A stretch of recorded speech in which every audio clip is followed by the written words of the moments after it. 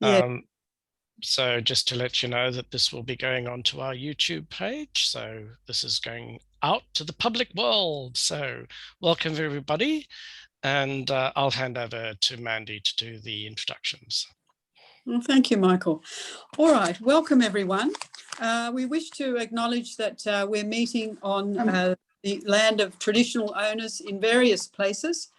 In Sydney, I acknowledge that I'm on the land of the Gadigal people of the Eora Nation and pay my respects to their elders past and present and to their emerging leaders. And you may know whatever land you're on, and you might want to put it in the chat if you feel like it. We'll just open with a short prayer, and then we'll just have some introductions. Oh God, we thank you for this special time together. We pray that you will bless it and bless each one of us as we live in your service. In Jesus' name, amen. Amen. Okay, so thank you so much to our three guest speakers, Valerie, Chris and Gemma. There was to have been another one, Gemma Dashwood, but she's caught up at Synod in Brisbane, and so she's not sure she can make it at all, but if she can, she'll come in towards the end. So our three speakers are each Franciscans, and I thought it would be really good to unpack what that means for the Australian student Christian movement and any friends from the Franciscans who are tuning in as things go along.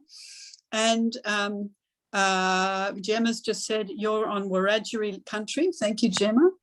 And others are using the chat, so that's wonderful. So the Franciscan movement has different parts, and I hope we'll hear a little bit about what is special about the Franciscan movement from our three guest speakers today. Brother Christopher John, who's the Minister Provincial of the Society of St. Francis the Brothers around the world, but who operates from Stroud, our own Stroud in New South Wales. Reverend Valerie Tibbey, who has been a Franciscan for many, many years and has at different times been the, I think it's called Guardian of the Franciscans Third Order in Australia, which is the order for clergy and lay people who want to join.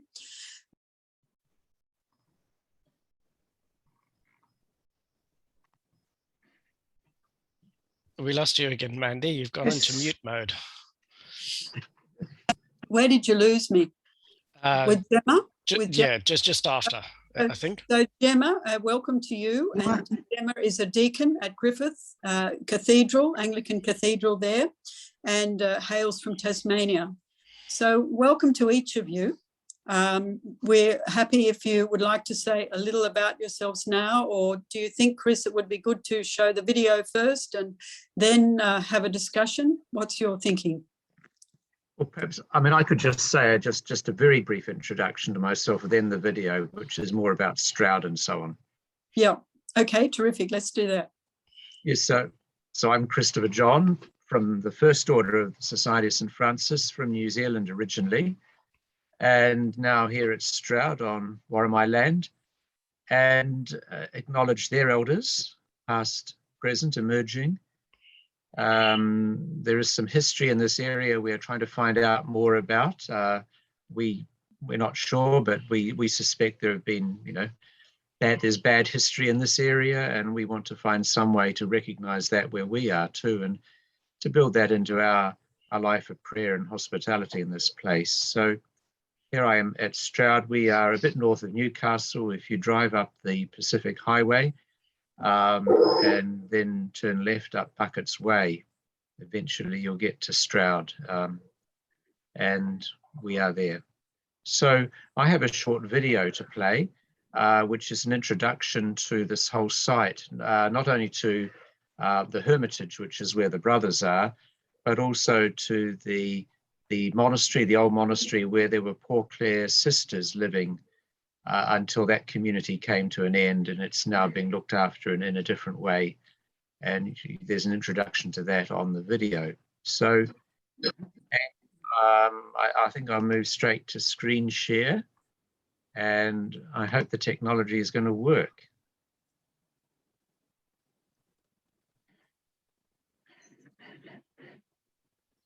Alex?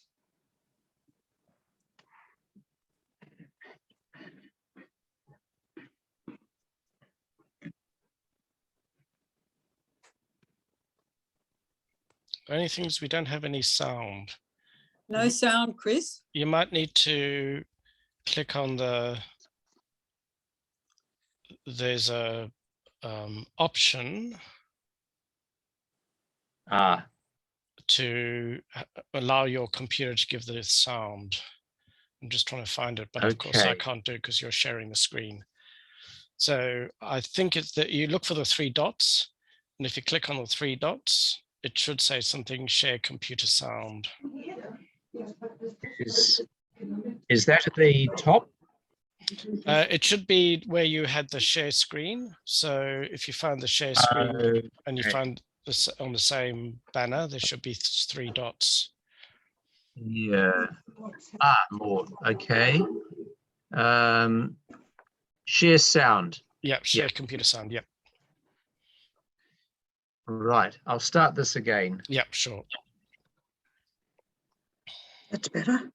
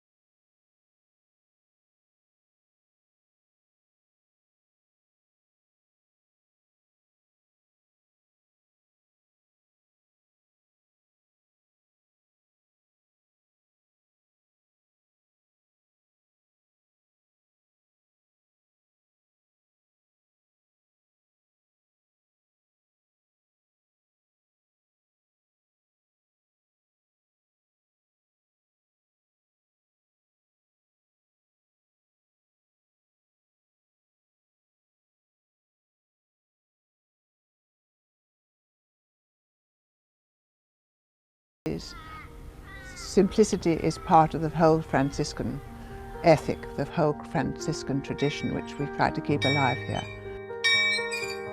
For Franciscans, of course, Francis of Assisi, who lived 800 years ago in Italy, was a person who had an intuitive understanding of nature, and he could see that everything was connected.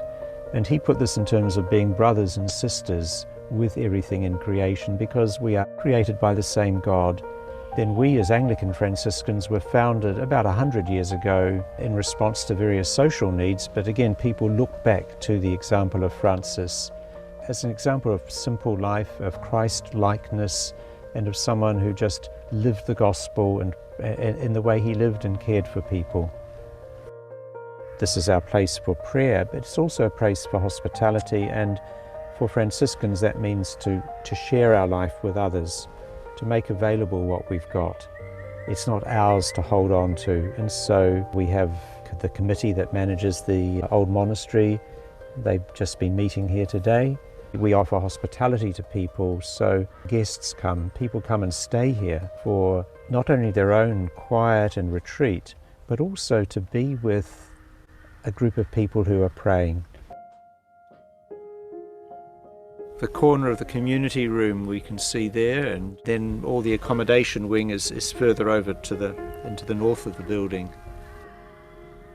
We rent it out for retreats, yoga retreats, meditation retreats, drumming workshops, sewing bees, all sorts of wonderful groups of people come here. And the things that they write in the visitors book, they talk about peaceful, calm, serene, restful, healing, rejuvenating, solace for the soul, life-changing. Now, these are all the things that Sister Angela hoped that it would provide. That was 40 years ago when this beautiful chapel behind me was built and the monastery around me. And for the last 20 years, since the nuns finally left, it's been enjoyed by people from all walks of life. There's a wonderful large space called the Ganya Chiara, which can be used by big yoga groups or singing groups, and that was built in the late 90s. and that has a commercial kitchen attached to it, which is very useful for big groups. Down here in the old monastery is for smaller retreats, and that has its own kitchen as well, and its own traditional refectory dining room. There are single rooms, double rooms, clean, simple bathrooms. It's for people that like the simple life. This beautiful bushland around me is absolutely brimming with songbirds, beautiful wallabies, small koala colony. There are lily ponds, there are frogs. It's an absolute nature lover's paradise for walking and refreshing the soul. The sisters came on a journey, really. You know, they came out from England by ship. They didn't know what they would be getting. A couple of them did know Australia, but they really had no idea of how to live their life here. And so they, in their time here, gradually evolved in their understanding of it, of what it is. And I think for us here too, the brothers who are remaining, our understanding of what it is to be in this house of prayer is gradually evolving too, as particular interests come to us or focuses, as the concerns of the world come. You know, I know we're filming this right in the middle of this COVID-19 pandemic, and this is a beautiful place to be, but with the incredible privilege that comes with that, I think is also the responsibility for us to be praying for those in need around the world, for those who can't get out into nature, for those who are struggling to survive, for those who are fearful of going out into the streets, for those who are frightened every time they see another person come too close to them. You know, those are the people we are praying for here every day. Sister Angela was a great inspiration and had ideas, and there were other sisters who were equally instrumental in getting the buildings up, and they were the ones who kept on with the regular life of prayer, of cooking, of hospitality, of managing the finances, of doing everything else that was necessary. And for me, it showed that a kind of a creative spark also needs a lot of things to ground it into a practical program. And so the sisters had that back at that stage when all of these buildings were put up. The sisters who built this place really wanted it to be shared, wanted visitors to come and enjoy the beautiful nature and peacefulness that is available here to share. And we're keeping this message still alive. Come and share it. It's just a beautiful place and very, very unusual in modern Australia.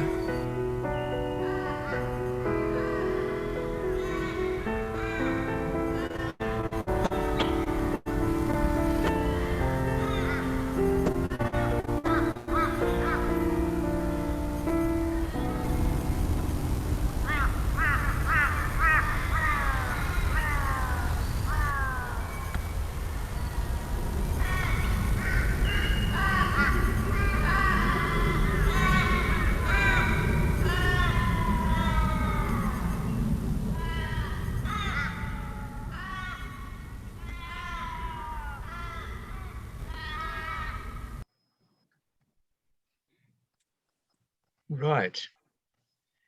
Thank you. It was wonderful. So maybe it's good to lead off. Christopher John, if you would like to say anything else about your life there at Stroud and your life in the Franciscan movement, and then we'll ask Val and Gemma to share too. Yeah. Just something else. You might have seen in that video Jan and George Garnsey. They are old SCM people, I think. I'm old, you know. They are senior SCMers or whatever. Yes. From way back. Yes, absolutely. That's right. Thank you. And I think George is heading up the Friends of the Monastery now. Is that right? That's right. Yeah. Yeah.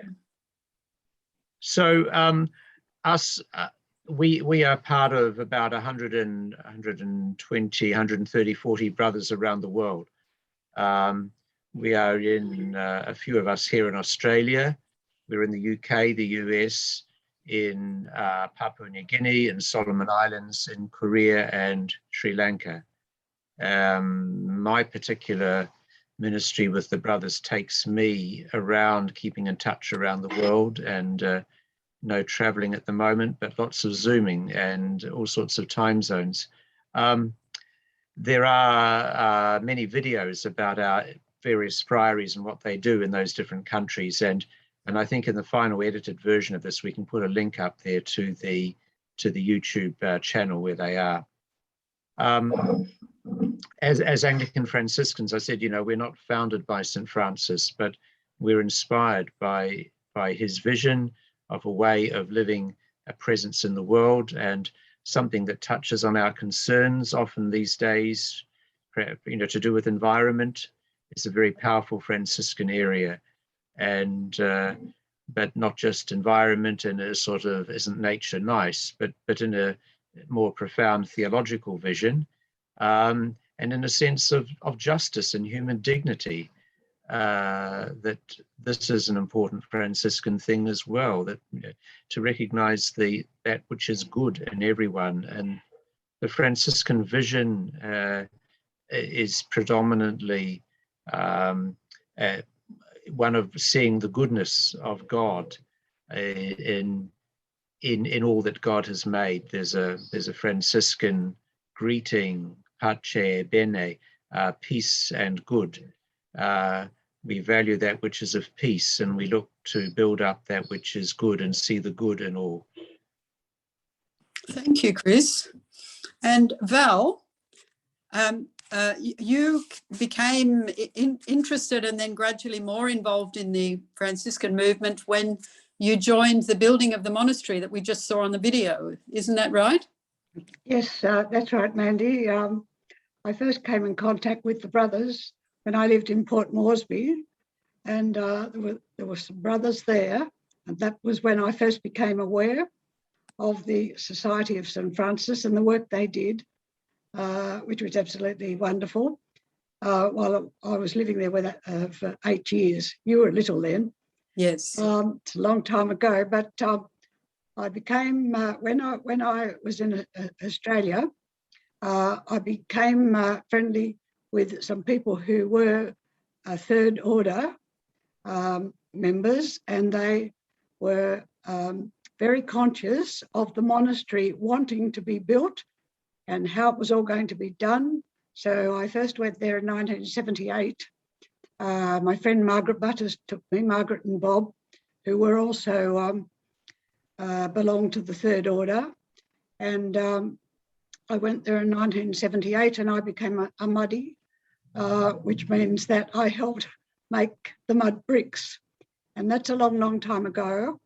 And at that stage, I would have had no idea really that I was going to join the third order. But as time went by, I became strongly aware of the influence of the Franciscans around the world, and that it would be a good idea for me to not just make a few inquiries, but to become a novice in the third order, which is open to men and women.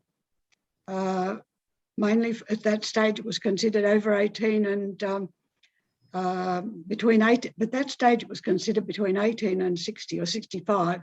Well, I'm well over that now, and I've been a third order Franciscan for about 37 years now. In 1984, I was professed, but I've made many, many trips to the monastery and been part of the trust and the way things have been run there at the monastery.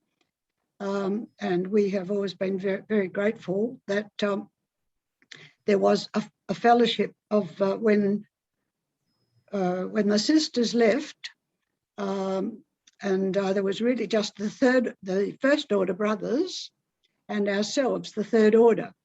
And so we became more prominent then because it was needed. And many people who had been attached to Stroud over the years came and we had a meeting, and so the committee was formed that would run the monastery in conjunction with the brothers. And you heard a bit about that with Jane speaking to brother speaking about the monastery just a little while ago. It is the most beautiful place, and it has provided inspiration to so many of us for such a long time, as since the 70s. Our actual third order is evident in places around the world. We have 5 provinces, Australia, which is called, which I've written it down here because it just used to be the Australian province, but now it's called the Province of Asia Pacific. So there's Australia, Hong Kong, Malaysia, Korea, Papua New Guinea, Singapore, and Sri Lanka. So in those places there are now people who are Third Order Franciscans. And the main provinces are, besides the provinces, we're now called the Province of Asia Pacific. I think that's it, yes. So there's also New Zealand. They are the, I guess, the special variety with the Pacific Islands, all included in that. And then there's Africa, and there's America. And Desmond Tutu is a Third Order Franciscan, isn't he? Oh, certainly, most certainly. And yes. Very, very emphatic person and a most wonderful, wonderful Third Order Franciscan. And there are many others whose names I've heard from time to time that have been so strongly associated with or have been Third Order Franciscans. And all of these people have followed the way of St. Francis. In the steps of St. Francis, we hope, that's what we believe we're doing. And Francis was in the steps of Jesus. And that was a hard one to follow. When I first heard about that, I thought, oh, absolutely impossible. However, we have a rule of life. One can't just join the Third Order. It takes quite a while, maybe 6 months or more, just as an inquirer. And then a person is noviced, and that is when you do take vows, and that continues for 2 to 3 years before, if you have kept what you draw up as your rule of life, in conjunction with a spiritual director, which we all had to have, and if you've kept to that rule of life and feel that you're ready to be what we call professed, then you take on life profession as a fully professed member. And that is, well, you've got Gemma with you today, and then there's also Gemma, who we hope will be able to come along and talk to you a little bit about our Third Order. I haven't checked the numbers lately, but there's 300 or more of us in Australia, and we do our best to follow Francis, who was absolutely extraordinary in his own time, and it would never have been believed that that particular person would have had what we call direct revelations from God, in as much as he was a very spoilt young man, and he had come back for the wars that were going on in that area of Italy or Perugia, wherever it was, Assisi, which were wars just between really small cities. In Italy wasn't a combined area as it is today, but he returned from one of those wars. He'd been wounded, and I think he was really trying to work out what was life all about. His father was a wealthy silk merchant. His mother was French. And one of the extraordinary beginnings for Francis when he was in the out in the countryside around Assisi, and he came to this disused chapel, and he went into this chapel, and there was a crucifix still existing in the chapel, and he knelt down and he heard the crucifix speak to him, and it said, "Francis, go and repair my church," which Francis, in a normal human way, took to mean that the Lord that God had spoken to him and was asking him to just fix up this chapel, find some wood and some stones and put it all together again and make it into a proper little church. And so that's what he started to do, vigorously, asking for wood or other materials, and people who were watching him, men of course, young men who were watching him, became drawn to what he was doing.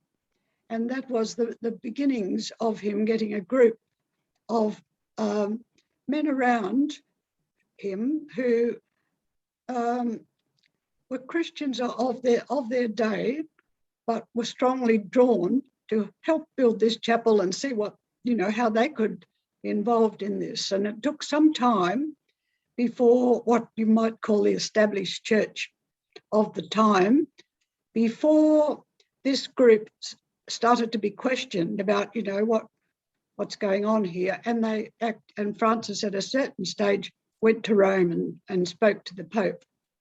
And there again, we have these stories that have come down to us through the ages.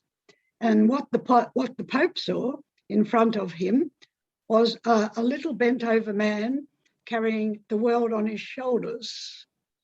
And so whatever credit you give to these little revelations of what happens in people's lives when they allow themselves to be completely taken over and respond to God calling them as individuals or as a group, has become, well, I guess it's just part of the history now of the world. And so many people will say, if they haven't heard of any saints at all, well, they've certainly heard of St. Francis. And in many ways, they've considered him to be, the most popular of the known saints. I could go on and on about all this, but I've so many times enjoyed many visits to Stroud and being with the brothers there and the beautiful ambience of the whole area. So thank you very much for asking me to speak. Thanks, Thank you, Mandy. Valerie. I must say I pay a personal tribute to Valerie, my mother, and wonderful hero in the faith for me, and wonderful example. So thank you, Mum. Oh, Mandy, I probably should mention that I am an Anglican priest, and Yes.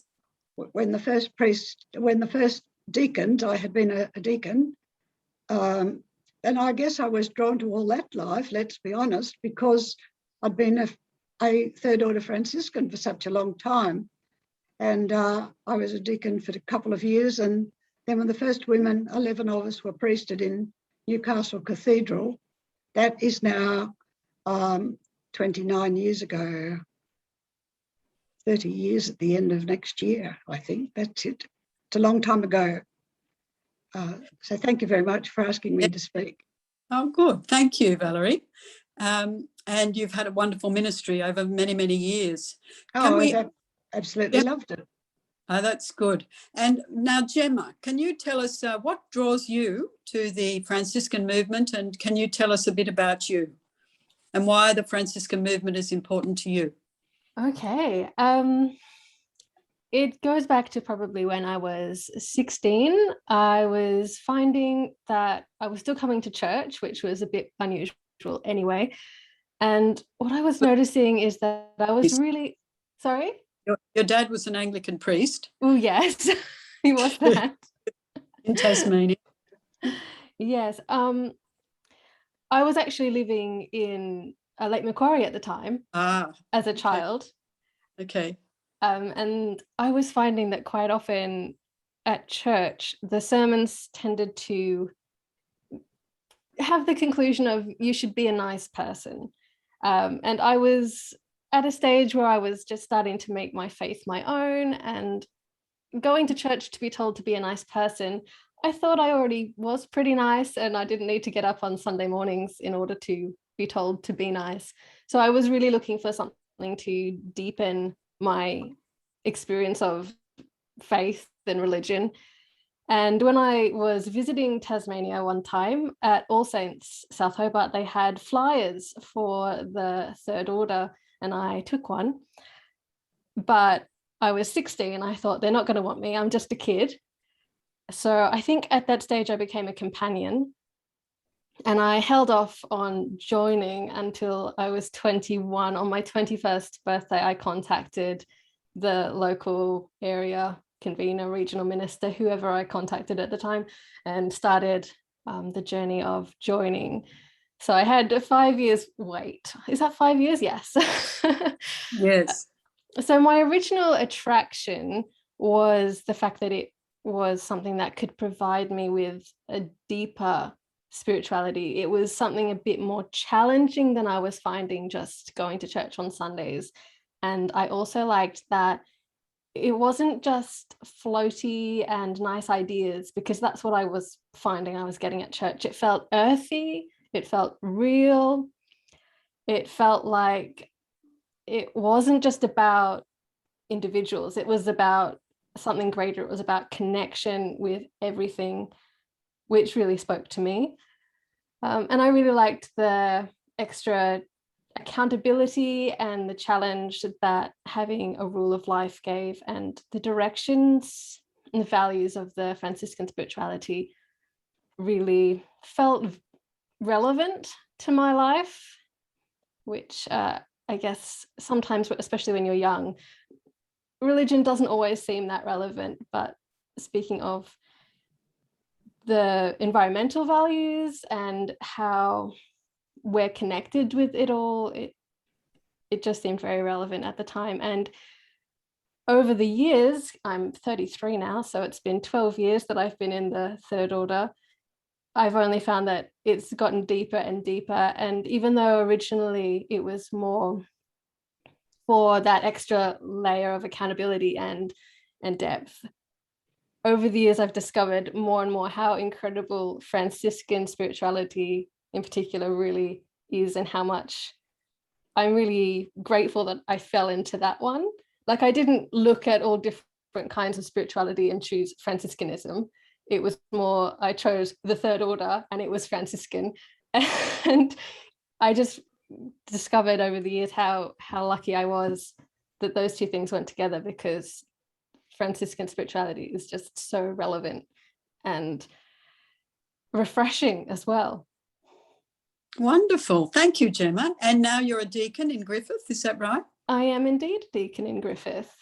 Yes. And you did your study at Trinity? You got Trinity College. I'm doing my last semester of my Masters of Divinity right now. I'm writing my minor thesis. In fact, my final draft is due tonight.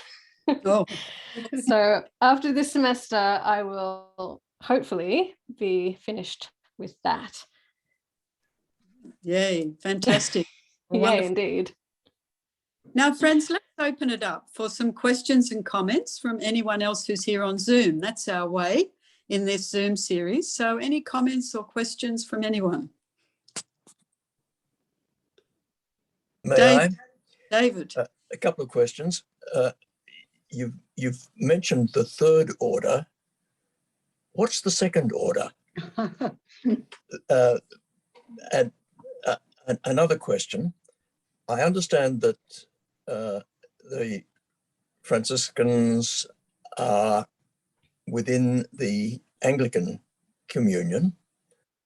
What do you do if somebody who is not an Anglican fronts up and says, I'm really entranced by this, I'd love to be part of it? What do you say? Do you say you better go off and get yourself Anglicanized? What's the deal? No, you don't have to do that, David. Would you like me to answer that one, Mandy? Yes, go for it, Val.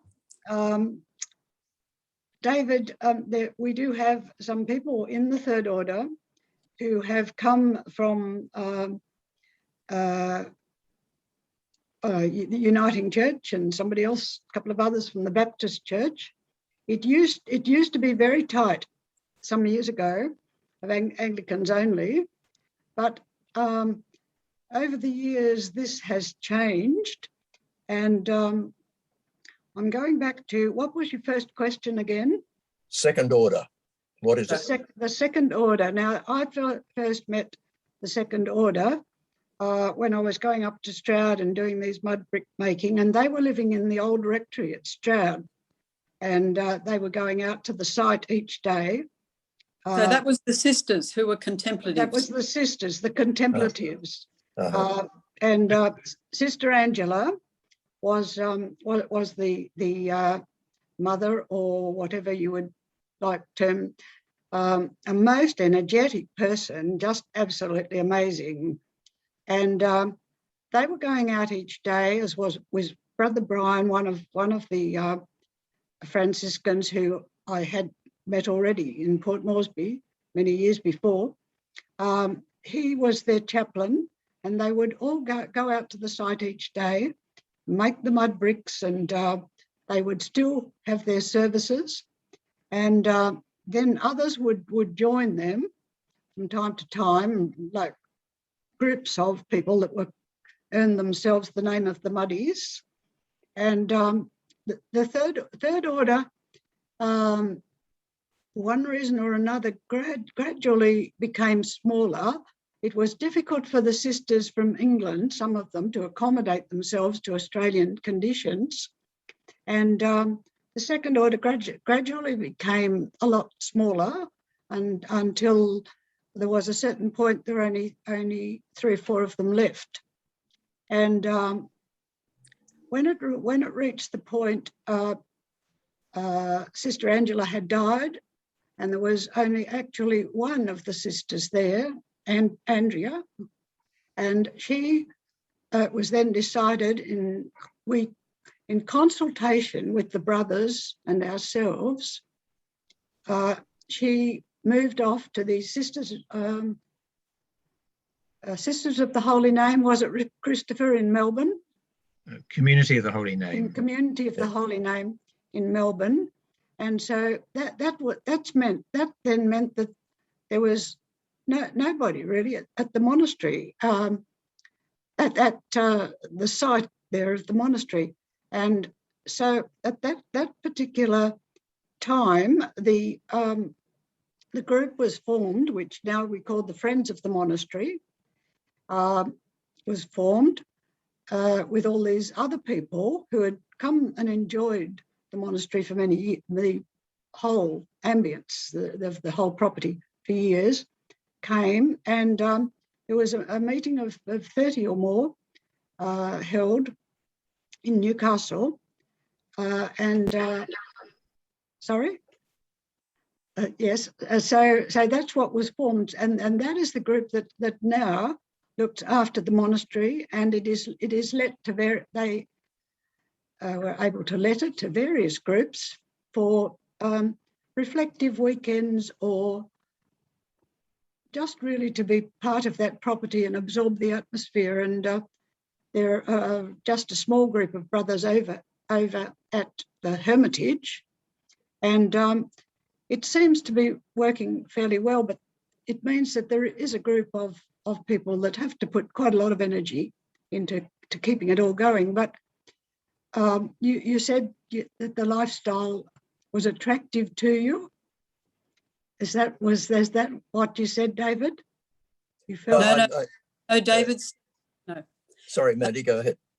No, David's first question was, what is the Second Order? So it's the contemplative sisters, but there are also active sisters, as I understand it. Oh, yes, there's still some in England. In England, yeah. And the actives, and the Society of St. Francis that Christopher belongs to is active.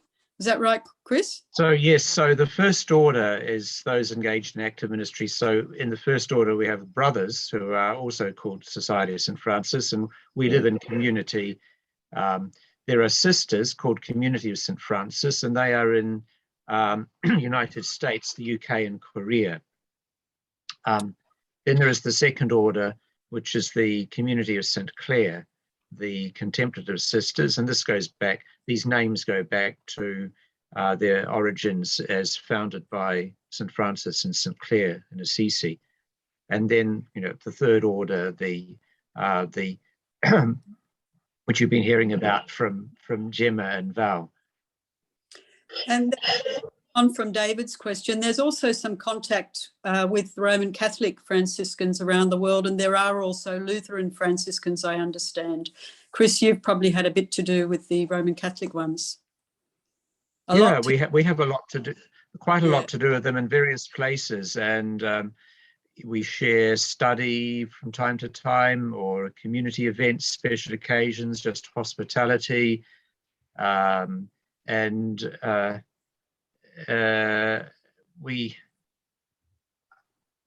think in some ways, we are able to be Franciscan in our own way, and in kind of, because we are a new order, if in their terms.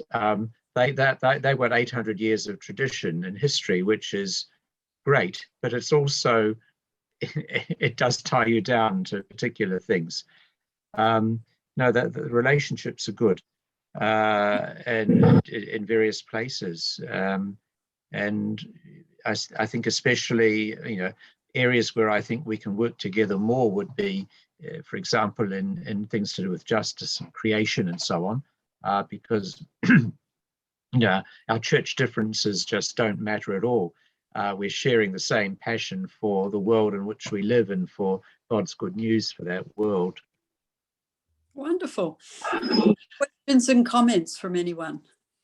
Yes, I'd like to just follow up on the connection with the Roman Catholic Church. I think Pope Francis has really raised Saint Francis into considerable prominence, and I think especially with the papal encyclical Laudato Si, the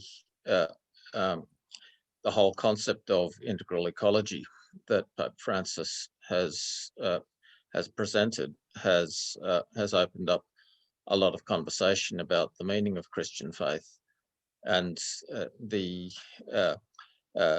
I suppose the emergence of ecology into theology as a spiritual theme has just been a really interesting development, I suppose, that I'd be interested, Brother Christopher, in your thoughts about ecological theology and how it relates to spirituality. I feel like there's a lot of I suppose problem within Christianity of a sense of the spirit being separate from nature, and the Franciscan tradition seeking to integrate spirit and nature. Yes, and there's a wonderful lecture on Bonaventure, which I watched online just a few weeks ago, and we might perhaps get the link for that one also into this one. Francis was not a theologian, but he had an intuitive vision which he expressed poetically. Bonaventure was a highly skilled theologian. He was one of the Franciscans in the next generation after Francis, and he did a lot to develop that theology of creation.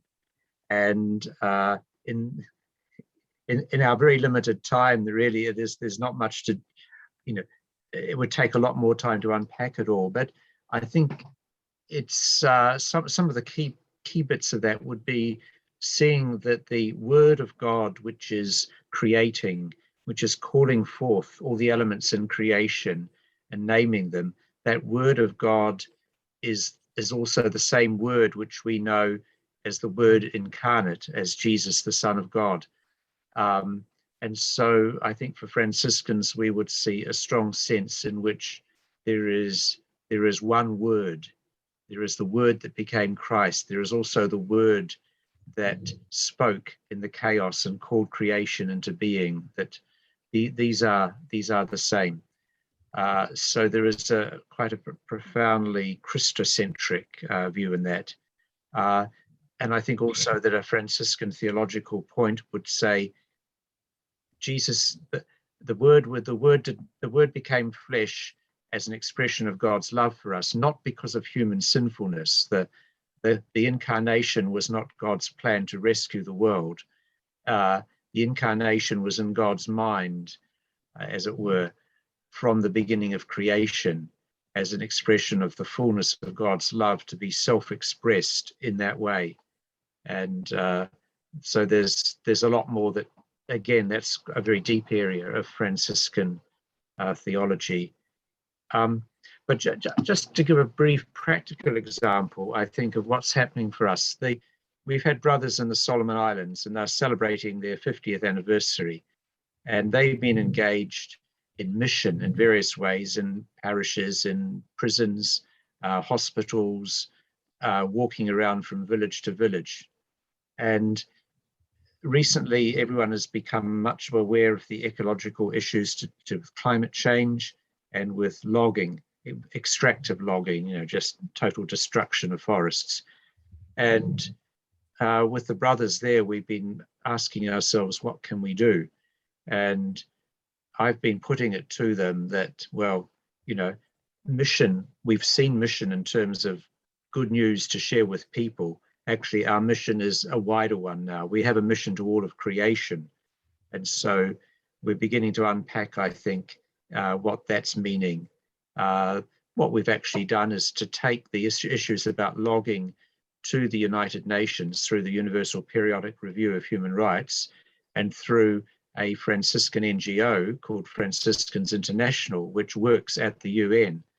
And their purpose is to take the voices of people from grassroots, the voices of the powerless, to use Franciscan networking and then to take them into the UN. This is one of those areas where we work with Catholic Franciscans too, of course.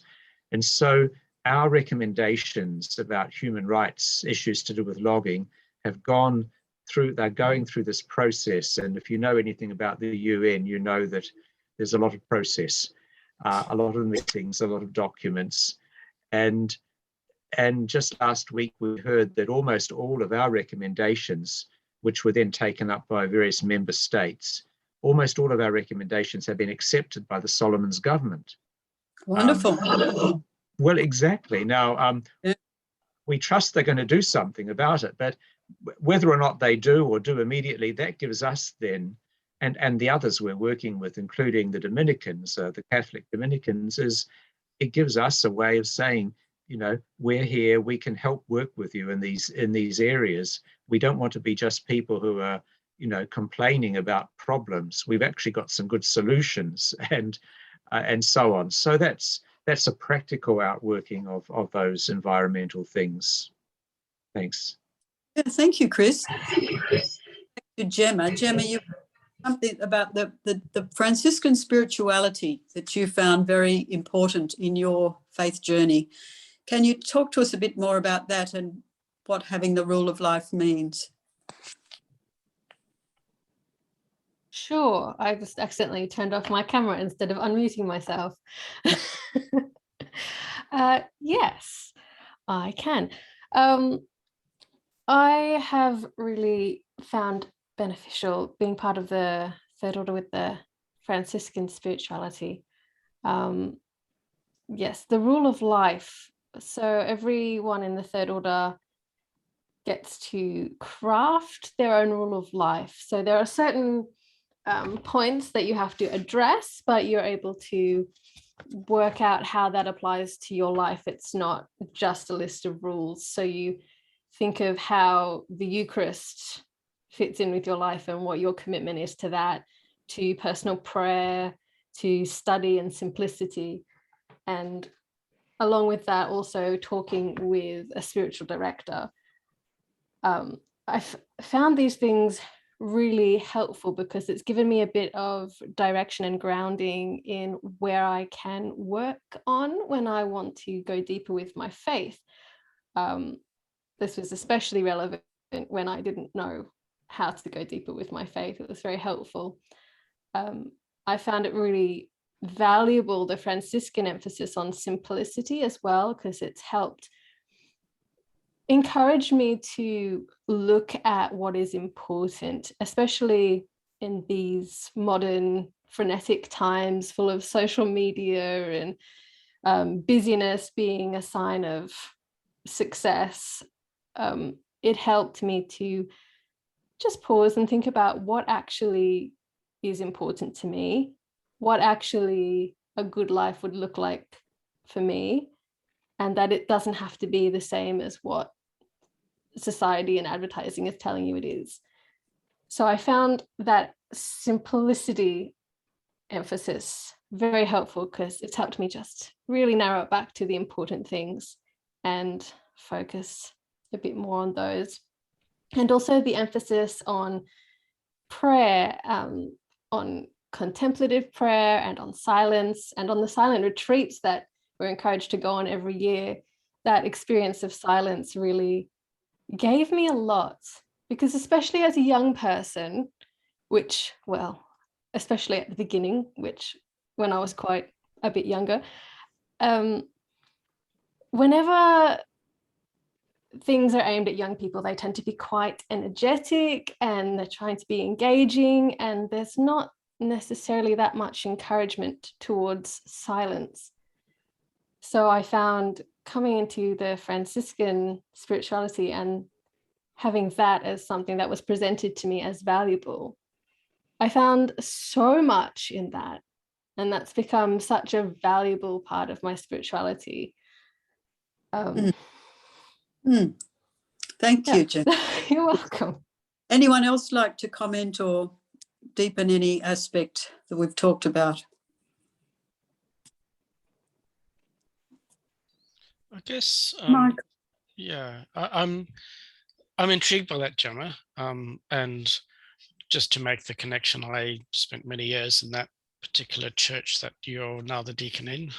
It's Norman's Griffith. It's where I grew up. Yeah, it is. we will know lots of people in common. But anyway, I'm just intrigued by that, because this is going out, well, the student Christian movement is intended to be young people, students. I'm intrigued that, you know, I'm amazed in fact that you found a space, which I imagine you were probably the only young person, pretty much. Okay. So you found solace with people who are not your age.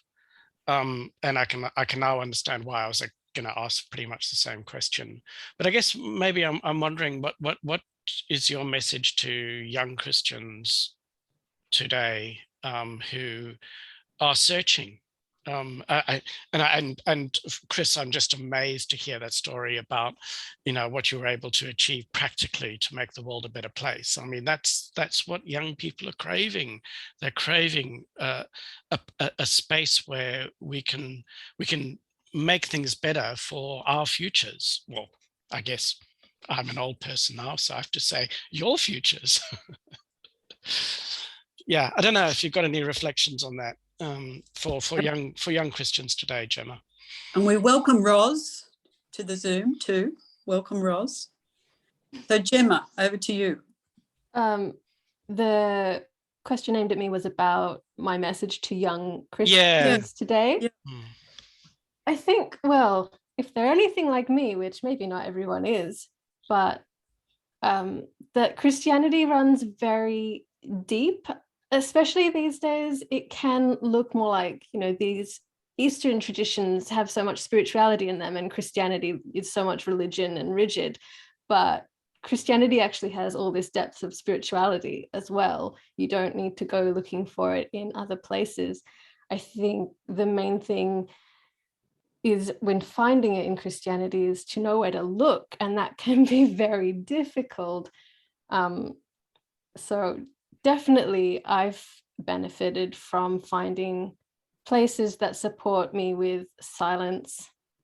I think for people who are anything like me, I don't know if this applies for everyone, but I can't overemphasize the value of silence, and also the value of spending time with God, however that may look, because you can't get to know someone or form a relationship with someone without spending time with them. And that is the same for God, even though our relationship with God is so different.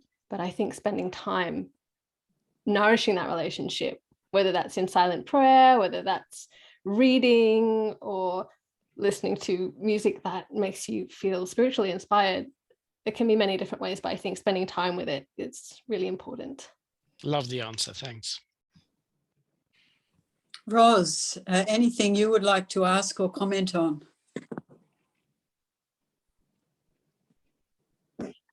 Hi. Two questions, and I apologize if these were answered in the first part of the meeting before we were able to join. The first one is, how have the Franciscans changed over time? Compared to when back in the day when they first started and now. And the second question is, I apologize if this was covered earlier, where are most members based in the world? Hello, Andika and Dominic.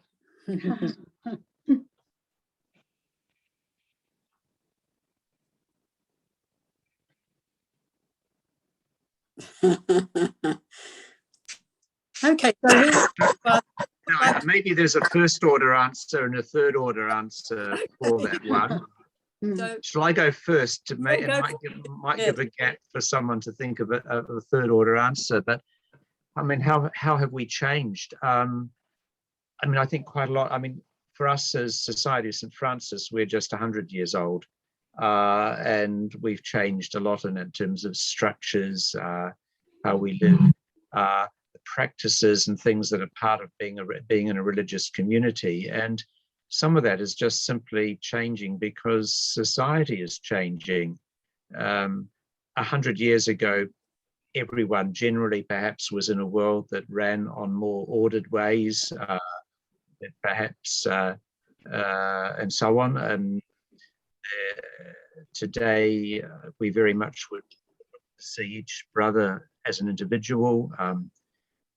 I think that's one of the changes.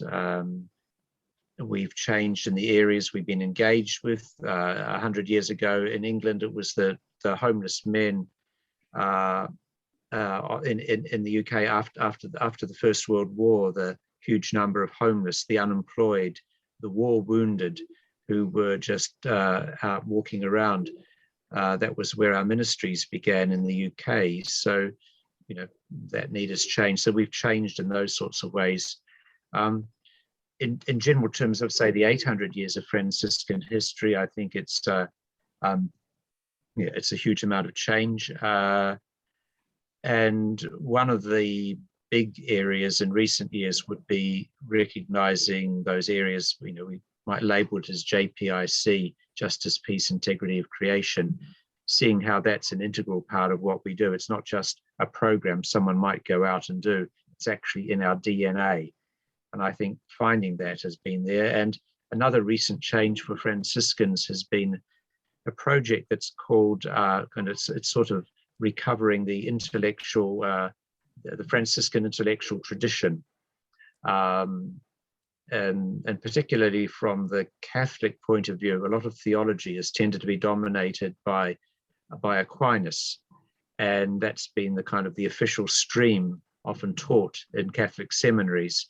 And so it has been kind of discovering really what the Franciscan theologians, I mentioned Bonaventure before, Duns Scotus, John Hales, etc., there are many, what their contributions are and what is distinct about that. So that's another of those changes that's going on at the moment. And there was a question about how spread we are around the world. Was that? Yes. I think we might have, that one has been, Ros, I think we talked about that one before. So like where our first order brothers are and where the third order are. And I think we've talked about that one. That will be in the video. So the answer came before the question. Thank you. And the third order is for clergy and lay people. And so that exists, has its own organisation, but is connected with the second and the first orders. The contemplative, the active brothers and the active sisters are the first order. The second order is the contemplatives. And I think they're only sisters. Is that right, Chris? Or are there any contemplative brothers? Yes, so the second order is sisters. But okay, and they're contemplative. And then the third order is lay and clergy. So both Gemma and Val are ordained priests in the Anglican Church. So they are part of the Franciscan movement, but also have their own ministries through their ordination. I don't know. I don't think it's been mentioned. I don't know if it's common knowledge to the people who be watching this. We talk about the third order being ordained and lay, but we haven't mentioned also married or single is also fine. Yeah. Yeah. Well, that's very Anglican, isn't it, really? Any other follow-up question? Oh, sorry. Andika also had a question. He was wondering how the first order is funded. And again, I apologise if that's already been covered because we did join late. How the first order is funded? We rely on earnings and donations. Those of us, some might have ministries that bring in money. We get donations, we have guests. So, you know, that's something that might come from the work we do of offering hospitality. Some get pensions, various things like that. And that's the simple answer. But a more, there is sometimes seems to be, you know, this idea that we get paid by something called the church. It's not true.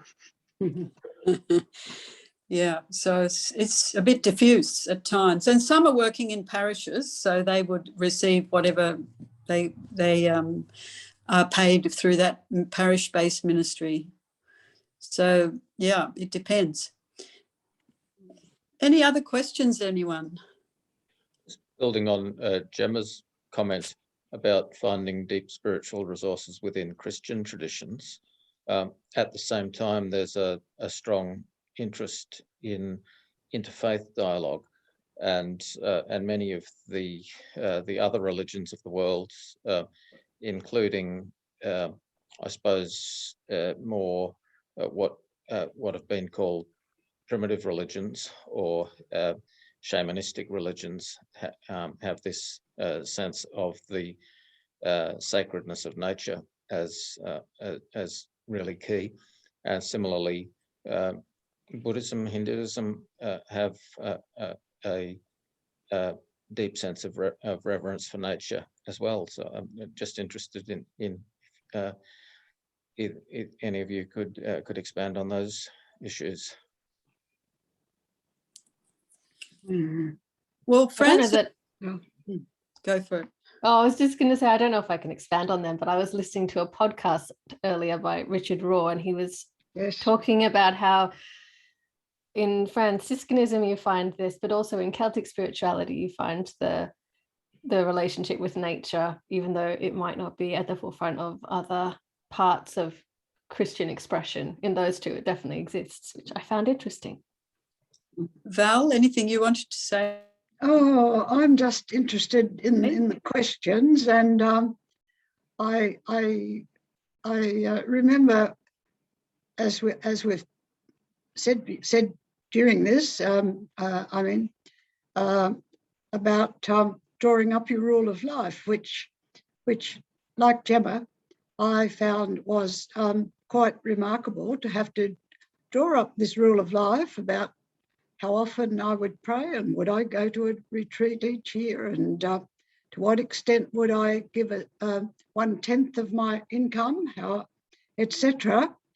And they were like little railway lines, I guess, along which this old train, I wasn't that old then, but I've run for many years, and we found that our particular structure and having to be accountable each year and say, you know, well, have you done this, or how have you got on? that accountability is really of the utmost importance, because it's all part of keeping you on that little railway track, I guess, throughout your life. And that can change a little bit as you go along, but nevertheless, it's always there. And so much of it goes back, way back to the time of Jesus, and to be accountable for what you do with your time and your life and your money, etc.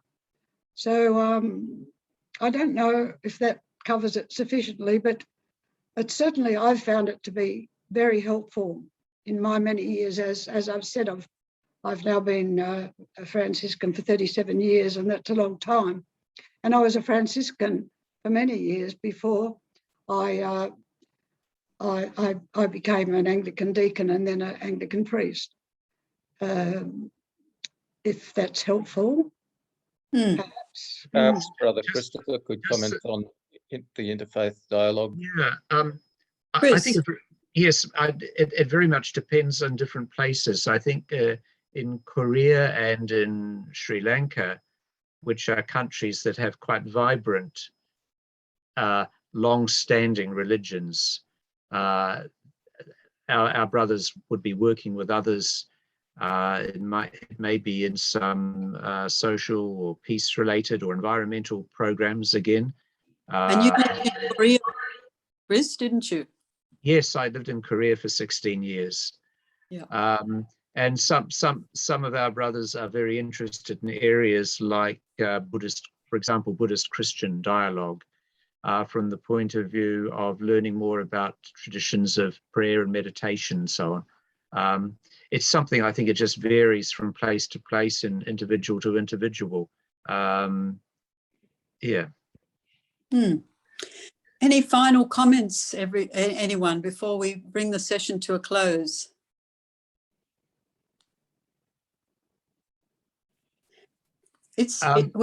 Well, a final comment could simply be that, you know, that there are many more conversations that can be had, and there are many ways of contacting either the first order or third order in Australia, and you will see, I'm sure, links or whatever to those contacts. And do contact, do ask, do get in touch.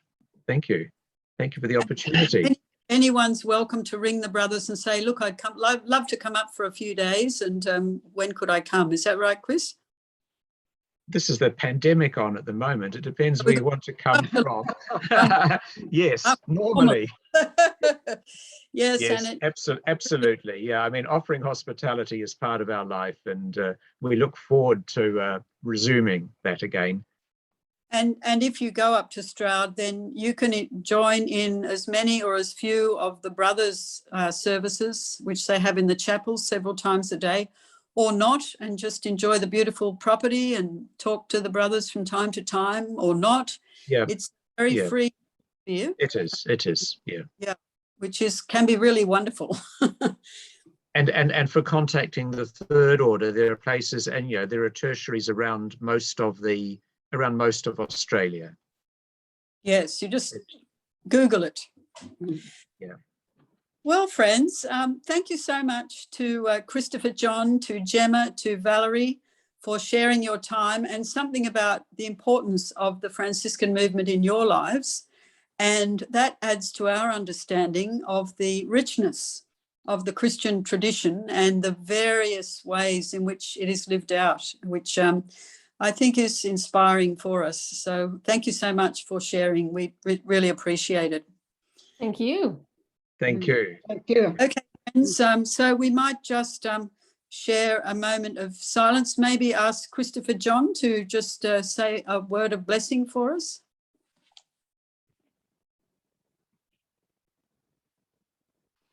Gracious God, we give thanks that we have been able to meet in this way through this modern miracle of the internet and Zoom. We give thanks that we can see each other, that we can share and share something of our journeys and lives. I pray that those who watch this video may pick up something of the joy and simplicity and enthusiasm of the Franciscan vision, and something of it as being a way of following in the footsteps of Jesus Christ, in whose name we pray. Amen. Amen. Thank you, Chris. Thank you, everyone. And have a wonderful week ahead. Thank you very much for being here. Thank you, you, Mark. Mandy. Thank you. Bye-bye. Bye.